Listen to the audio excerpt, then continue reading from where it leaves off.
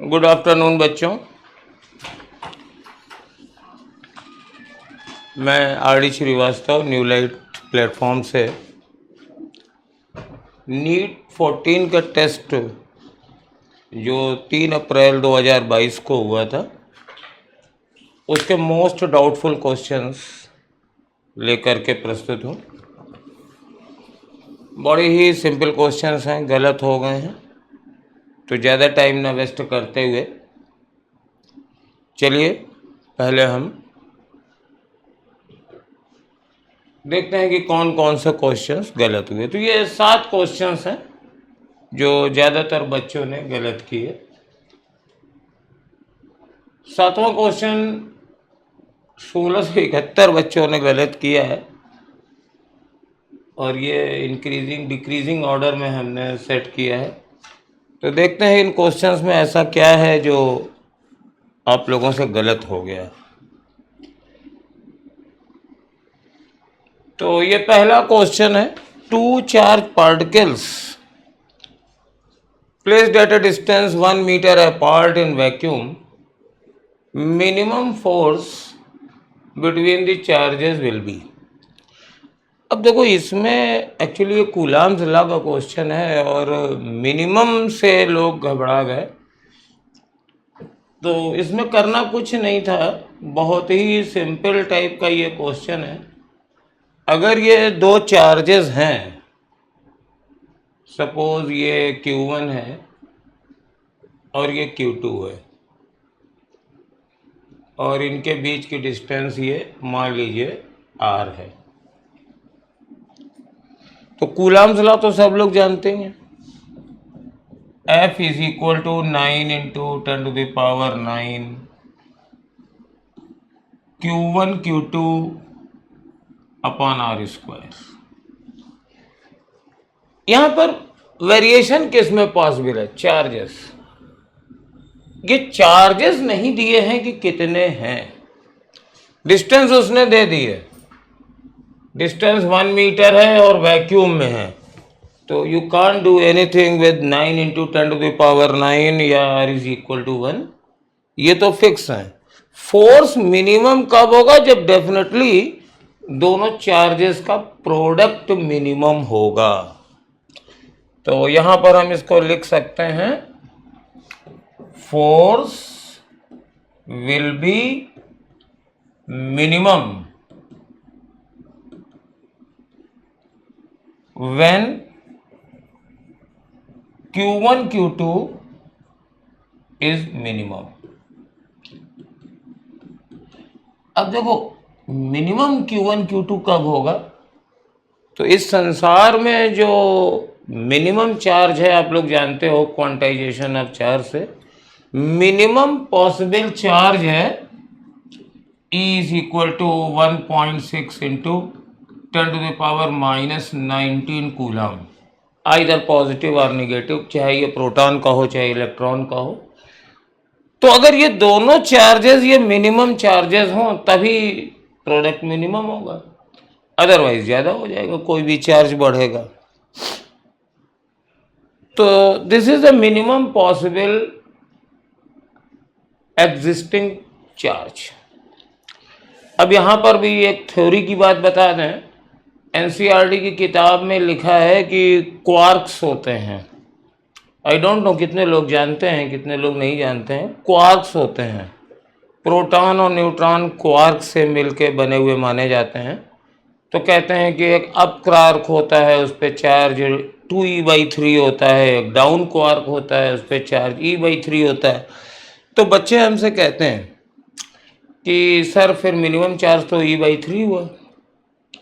तो इसके बारे में कन्वेंशन ये है कि ये क्वार्क बेटा फ्रीली नहीं एग्जिस्ट करते हैं।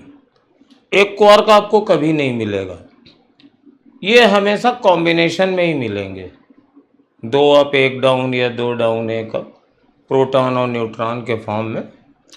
तो इसमें यह है कि जो चार्ज एग्जिस्ट करता है अपने फ्री फॉर्म में वो इलेक्ट्रॉनिक चार्ज है। तो इसलिए मिनिमम चार्ज अभी भी इसको माना जाता है। मिनिमम पॉसिबल चार्ज जो है वो अभी भी इलेक्ट्रॉनिक चार्ज को माना जाता है। यही है। तो अब तो कुछ बचा नहीं है इसमें, अब तो मेरे को करने की कुछ बचा नहीं है। तुम्हें ये एफ कैलकुलेट करना है। तो 9 इंटू 10⁻9 और डिस्टेंस दी गई है 1 स्क्वायर, और ये दोनों चार्ज इतने ही ले लो, एक भी ज़्यादा हो जाएगा तो प्रोडक्ट ज़्यादा हो जाएगा। तो ये हमारे पास इसका स्क्वायर, और जब कैलकुलेट करेंगे तो ये आंसर आएगा। कैलकुलेट करने की भी जरूरत नहीं है, इनफैक्ट जीरो है नहीं सकता। दो चार्जेस के बीच में फोर्स जीरो कभी नहीं होगा जब तक एक चार्ज जीरो ना हो। तो चार्जेस तो हैं, तो ये तो मान के चलेंगे ना कि कोई भी जीरो नहीं है, और ये आएगा नहीं। ये 10⁻⁻19 का स्क्वायर है, तो यही पॉसिबल है। कैलकुलेट करोगे तो भी यही आएगा। तो ठीक है, अब आगे बढ़ते हैं।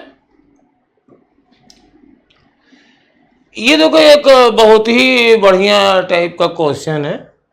हम कोई भी पॉलीगॉन बनाते हैं, तो पॉलीगॉन वो हेक्सागॉन भी हो सकता है, स्क्वायर भी हो सकता है, और उसके n-q चार्ज वर्टिसेस पे रख दिए गए हैं, और field at the centre of the polygon पूछी गई है।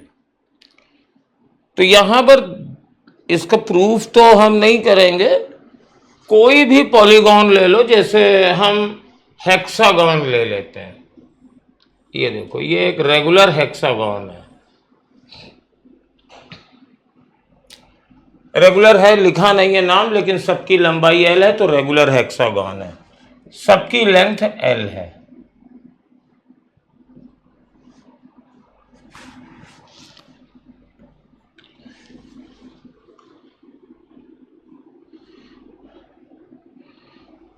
तो अगर सब पे अगर हम चार्ज रख दें,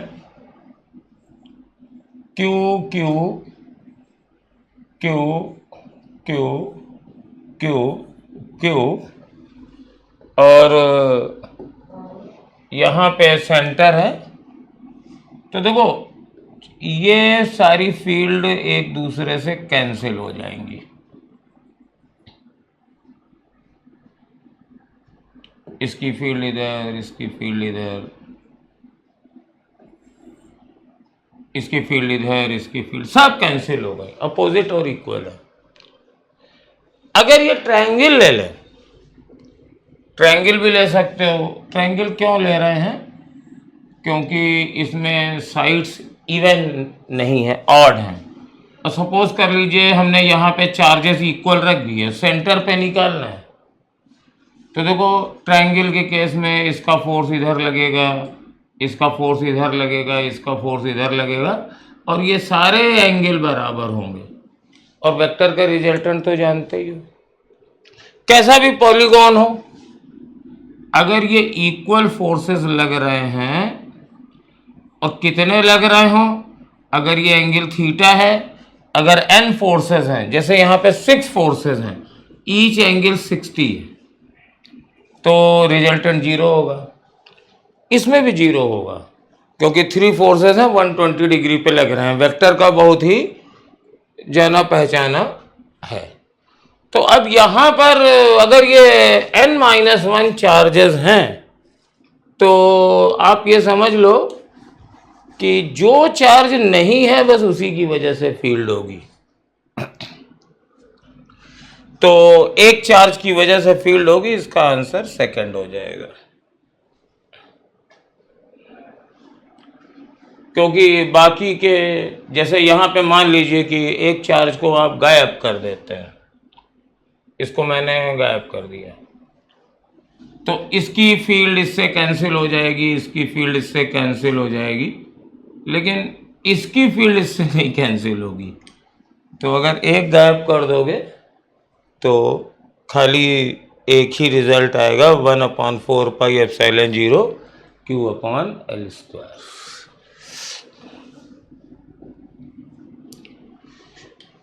और ये जो क्वेश्चन है इसमें थोड़ा सा हमें मैग्नीट्यूड निकालना है और एक थोड़ी सी जानकारी है। देखो हमारे पास ये जो डिस्टेंस है ये बराबर होगी और ये इक्विलैटरल ट्रायंगल है, और तो अगर ये ए है तो ये दोनों डिस्टेंस a/2 होंगी। और अगर हम O पर फील्ड निकालेंगे तो Q की वजह से फील्ड कितनी होगी, ये दोनों जो चार्जेस हैं Q और 2Q, तो Q की वजह से फील्ड इधर होगी। सपोज ये 2E है, 2E क्यों ली हमने, 2E नहीं लेना चाहिए, E लिया और E की वैल्यू हो जाएगी 1/4πε0 Q/a/2 का स्क्वायर। अब इसकी चाहे फील्ड इधर होगी और ये 2E हो जाएगी, पॉजिटिव चार्ज की वजह से field away from the charge, और 2E और E, तो राइट साइड में फील्ड बची ओनली E, और E की वैल्यू है 1/4πε0 Q/a/2 का स्क्वायर। और एक फील्ड -Q की वजह से होगी, ये इसको हम E डैश कह दे रहे हैं, तो ये ऊपर वाली जो फील्ड होगी E डैश, ये होगी 1/4πε0 Q अपान, अब ये वाली साइड आप जानते हो कितनी होगी, a sin 60, तो a√3/2 इसका स्क्वायर। अब देखो इन दोनों का रिजल्टेंट लेना नहीं है, ये तो मैं इतना लिख रहा हूं जिससे तुम लोगों को समझ में आ जाए। ये बिल्कुल ओरल 1 सेकंड का क्वेश्चन है। इसकी Q की फील्ड कैंसिल हो गई, इधर एक बची, और ये वाली फील्ड और इस वाली फील्ड का मैग्नीट्यूड कम है, इसका ज्यादा है, क्योंकि ये वाली डिस्टेंस ज्यादा है। देखो ये a/2 है, ये √3/2 है। तो अगर हम रिजल्टेंट निकालेंगे तो तुम्हें मालूम है ये 90 डिग्री पर है, अगर दोनों बराबर होते तो 45 पे जाता रिजल्टेंट, लेकिन बराबर तो है नहीं, तो बड़े वाले से छोटा एंगल बनेगा, तो रिजल्टेंट कुछ इस टाइप से जाएगा, यानी ये वाला एंगल बड़ा होगा, ये वाला एंगल छोटा होगा। अब ऑप्शन में देखिए, ये एंगल बड़ा है, ये छोटा है, और ये छोटा है, ये बड़ा है, तो यही ऑप्शन सही हो गया।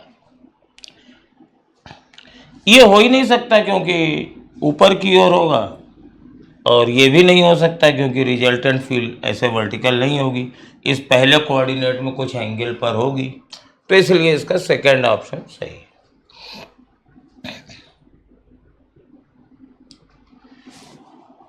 ये मेरे पास एक पुराना क्वेश्चन था, तो फील्ड पूछी गई थी, तो मैंने चेंज करके इसमें पोटेंशियल पूछ लिया है।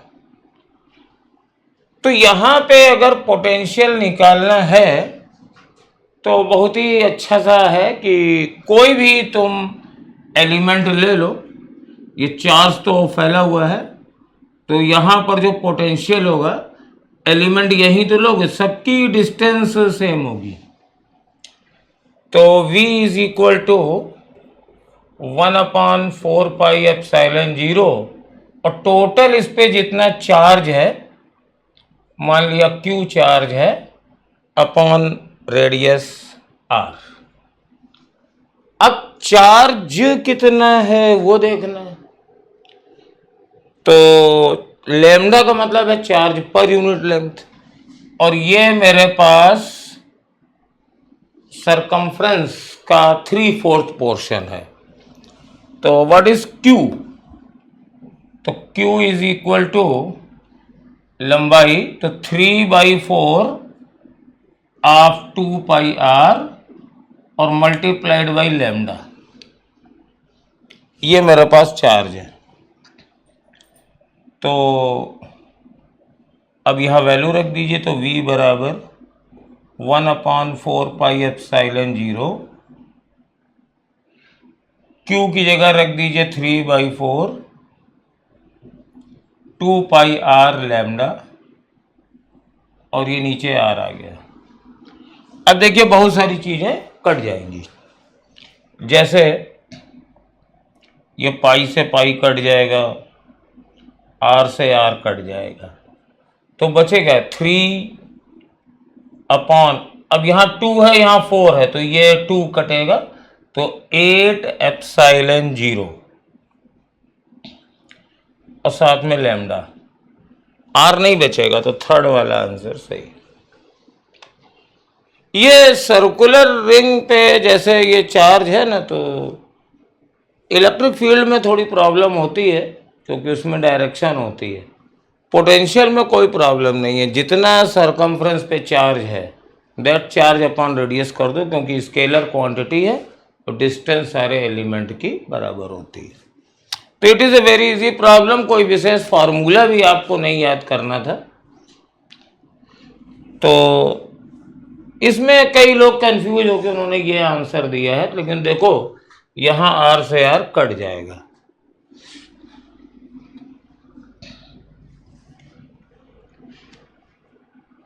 अब देखिए ये एक है क्यूब बनाए पहले, तो चलो भाई एक क्यूब बनाते हैं।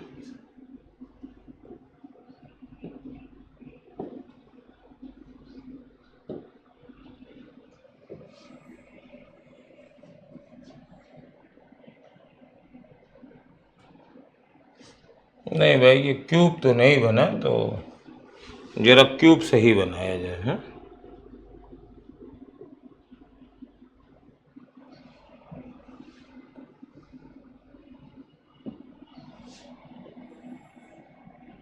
ये क्यूब ठीक है। अब हमने क्या किया, इसके सेंटर पर एक चार्ज रख दिया, तो ये चार्ज रख दिया। अब ये सब लोगों को मालूम है, अगर सेंटर पे चार्ज होगा तो क्यूब से जाने वाला टोटल फ्लक्स होगा Q/ε0। और अगर हम किसी एक साइड से फ्लक्स निकालें, जैसे सपोज इससे निकालें, इससे, तो किसी भी एक से हो आता है Q/6ε0। यहां पे क्या है कि 3 फेज दिया हुआ है, तो अगर एक फेज से इतना है तो कोई भी 3 फेज चूज कर लीजिए, तो इसको 3 से मल्टीप्लाई कर देंगे, तो ये आ जाएगा Q/2ε0। और चूंकि चार्ज माइक्रो कूलाम में है तो कूलाम में बदल दीजिए, और ये सेकंड वाला ऑप्शन आ जाएगा। तो जाने पहचाने चीज को थोड़ा अलग ढंग से पूछा गया था, कुल मिला के सिंपल क्वेश्चन था ये। और सिंपल क्वेश्चन है, अभी कैपेसिटेंस में इससे और भी अच्छे क्वेश्चंस आते हैं। ये 3 कंसेंट्रिक स्फेरिकल शेल्स हैं। Outer most shell has a charge Q2, inner most is Q1, and the middle shell is uncharged. The charge density on the inner surface of outermost shell। तो इस figure को हम थोड़ा दोबारा बनाने की कोशिश करते हैं, थोड़ा सा ज़्यादा अच्छा।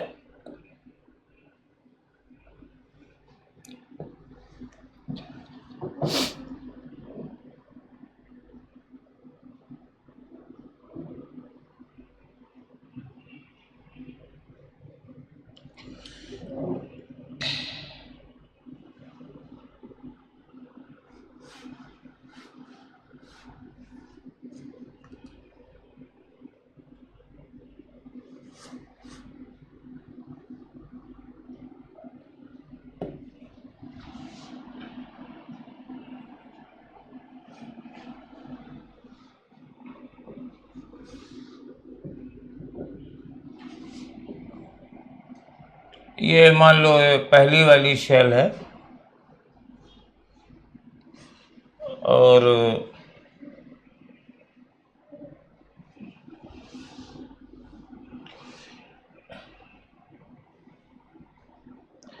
दूसरी वाली शेल ले लेते हैं।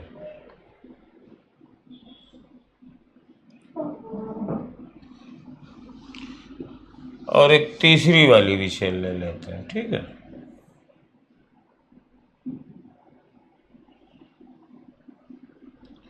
ये 3 शेल ले लिए हमने।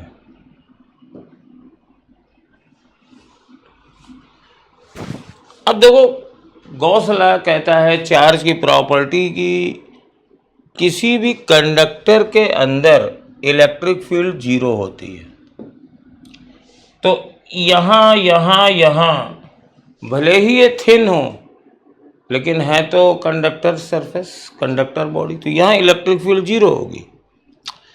तो ये जो Q1 चार्ज तुमने इनसाइड स्फीयर को दिया है वो टोटल यहाँ आउटर सरफेस पे ही फैलेगा। तो यहाँ पे हम बना देते हैं, ये Q1 चार्ज है, इनर सरफेस पे कोई चार्ज नहीं होगा, क्योंकि अगर इनर सरफेस पे चार्ज आया तो कंडक्टर की बॉडी पे इलेक्ट्रिक फील्ड आ जाएगी। तो ये वाला चार्ज हमारे पास Q1 है, ठीक है। थोड़ा सा ऐसा करते हैं कि इसको बड़ा कर लेते हैं, ठीक। अब देखो, अब सिचुएशन ये है कि हमारे पास अगर इस पे Q1 है तो यहाँ पे -Q1 होना चाहिए। गॉस लॉ से बहुत ही फेमस रिजल्ट है। तो ये हो जाएगा -Q1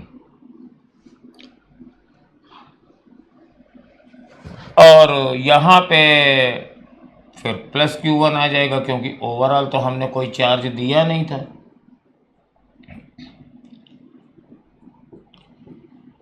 तो यहाँ पे +Q1 हो जाएगा।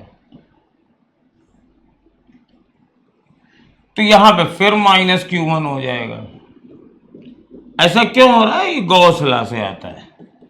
यहाँ पे फिर -Q1 हो जाएगा, यहाँ पे -Q1 हो जाएगा। इसको तुमने Q2 दिया है तो टोटल तो Q2 ही रहना चाहिए। तो यहाँ पे चार्ज Q1 + Q2 हो जाएगा। अब अगर आपको लगता है कि ऐसा डिस्ट्रीब्यूशन क्यों हो रहा है, समझ में नहीं आ रहा है, ये तो समझ में आता है, आउटर सरफेस पे चार्ज होगा। यहाँ पे इलेक्ट्रिक फील्ड 0 होने के लिए ये -Q1 जरूरी है, और चूंकि ये न्यूट्रल था तो ये -Q1 है, तो ये +Q1 होगा। और ये गॉस लॉ का बड़ा इंपॉर्टेंट रिजल्ट है, आगे भी काम आएगा, कि अगर दो कंडक्टर सरफेस आमने सामने हैं तो इन पे चार्ज +Q और -Q होते हैं। तो इस तरीके से चार्ज डिस्ट्रीब्यूशन बाहर वाली पे हुआ Q1 + Q2। और तुम्हें ये कैलकुलेट करना है कि charge density of the inner surface of outer most, तो ये सेकंड वाला ऑप्शन हो जाएगा, क्योंकि इनर चार्ज -Q1 है और इसको हम 4πr3³ जो रेडियस है थर्ड शेल की, उससे डिवाइड कर देंगे। किसी की भी पूछ सकता था डेंसिटी, जैसे इसकी 0 होगी, इसकी Q1/4πr1² होगा, इसका -Q1/4πr2² होगा, इसका +Q1/4πr2² होगा। इसकी निकाली है और बाहर वाले की हो जाएगी Q1 + Q2/4πr3²। चलिए, ये रटने वाला फैक्ट है, सब लोग जानते हैं कि अगर एक स्टेशनरी चार्ज है, तो मैं लिख देता हूँ, stationary charge produce constant electric field in इस विसिनिटी। अगर एक स्टेशनरी चार्ज है तो इसके चारों तरफ एक कांस्टेंट इलेक्ट्रिक फील्ड प्रोड्यूस हो जाएगी।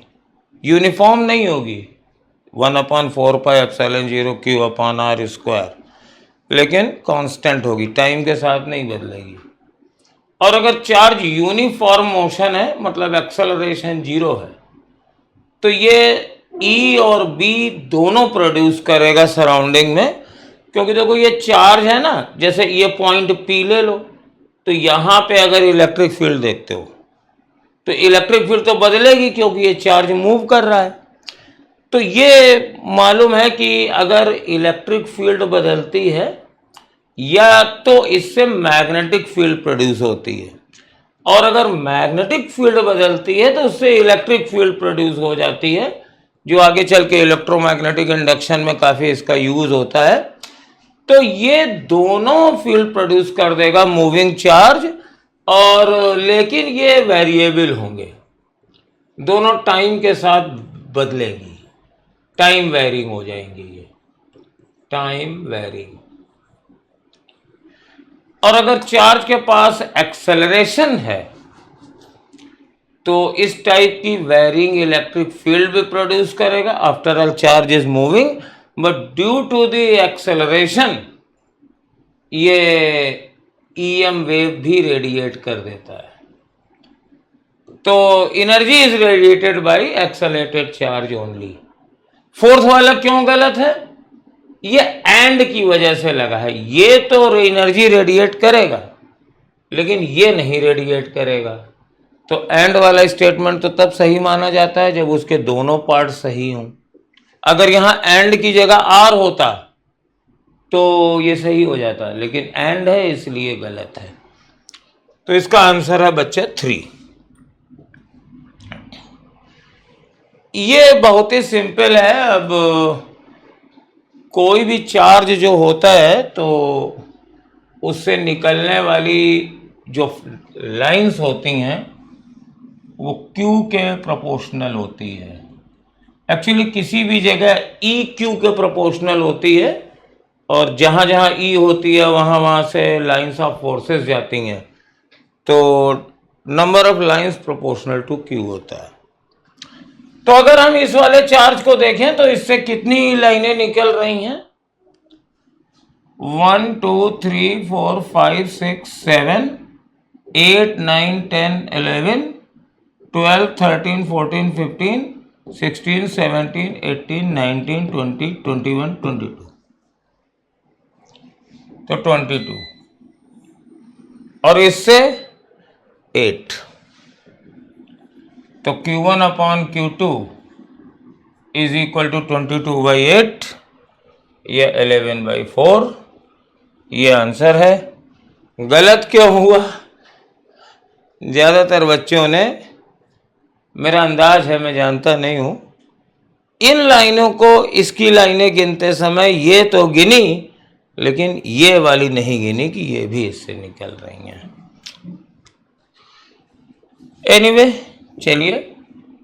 और ये सबसे मोस्ट डाउटफुल क्वेश्चन मेरे पॉइंट ऑफ व्यू से था।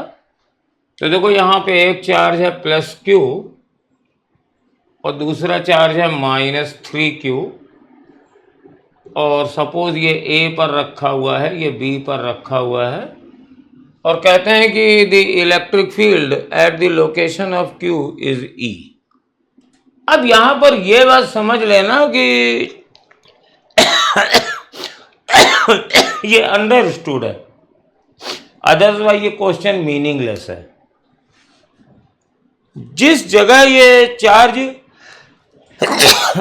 रखा हुआ है उस जगह फील्ड बी की वजह से निकालिए, क्योंकि अगर ए की वजह से फील्ड निकालोगे तो it is a source of field, infinite आएगी।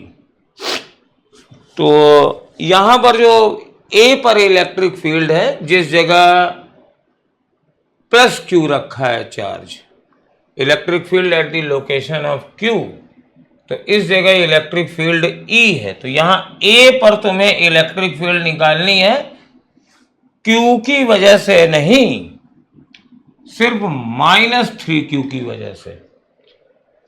तो ये इस तरफ होगी, क्योंकि नेगेटिव चार्ज की वजह से फील्ड टुवर्ड्स द चार्ज होती है। तो ये है E, और इसकी वैल्यू होगी K मतलब 1/4πε0 into 3Q upon distance r²। अब आइए फील्ड निकालिए B की वजह से, B पर। तो जो चीज यहां पर था, B की वजह से इलेक्ट्रिक फील्ड अगर निकालनी है तो इलेक्ट्रिक फील्ड निकालेंगे Q की वजह से, इसकी वजह से निकालोगे तो इनफाइनाइट आ जाएगी।